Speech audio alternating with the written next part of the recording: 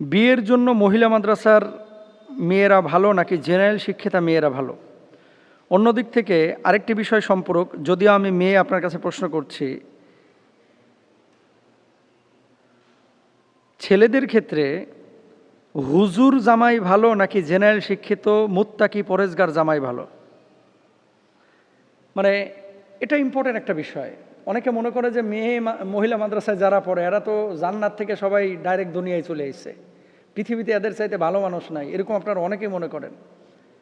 আবার জেনারেল শিক্ষিতা একজন নারী, এদেরকে আমরা মনে করি ও তো মুখ দেখাচ্ছে, ওর তো পর্দা পরিষদের কোনো খবর নাই, ও তো শুধু নামাজ পড়ে, অন্য কাজ করে না।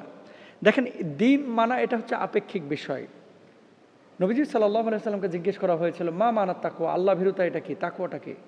আল্লাহ হাবিব সাল্লাল্লাহু আলাইহি ওয়াসাল্লাম মুখে জবাব দেন নাই, জবাব দিয়েছেন আঙ্গুল তুলে, ইশারা করেছেন হৃদয়ের দিকে। আর তাকওয়া হা হোনা, তাকওয়ার জায়গা হচ্ছে হৃদয়। এখন আপনি মহিলা মাদ্রাসার মেয়ে বিয়ে করবেন নাকি জেনারেল শিক্ষিতা মেয়ে বিয়ে করবেন? নবীজি বলেছেন, তুনকাহুল মারআতু লিআরবাইন, লিমা লিহা, মেয়ের সম্পদ আছে কিনা এই জন্য তাকে বিয়ে করা হয়, অলি জামালিহা, মেয়ের সৌন্দর্য আছে কিনা, অলি হাসাবিহা, মেয়ের বংশমর্যাদা কেমন, অলি দিন ইহা, মেয়ের দিনদারিতা কেমন। এখন মহিলা মাদ্রাসা একটা মেয়ে পড়ছে, তার ভিতরে যদি এই চারটা বিষয় থাকে, চোখ বন্ধ করে তাকে বিয়ে করেন।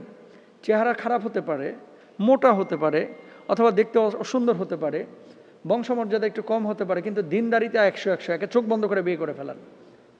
এখন আপনি বলেন, অনেক মেয়েরা আছে না মহিলা মাদ্রাসায় যারা রান্নাবান্না পারে না, যারা দিন ঠিকমতো মানে না, যারা ঠিকমতো নামাজ পড়ে না,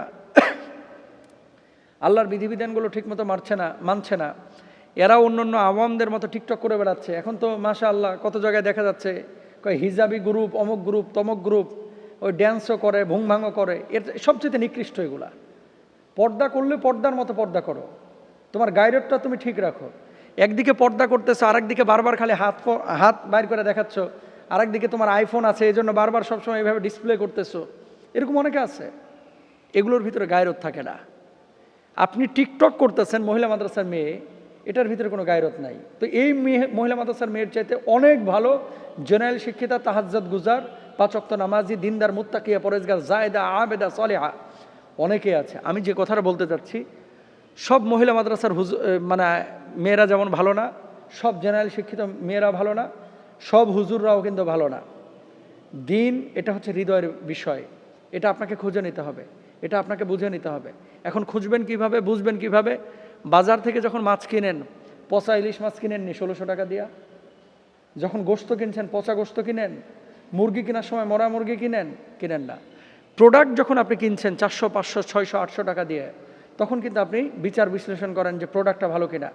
আর আপনি আপনার লাইফ পার্টনার বানাবেন একজনকে, এটা আপনি মোটেও দেখভাল করলেন না, আপনি চিন্তা করলেন না যে এর ভিতরে দিন আছে কিনা, এর ভিতরে রেসপন্সিবিলিটি, দায়িত্ববোধ, রেসপেক্ট, এই বিষয়গুলো তার ভিতরে আছে কিনা।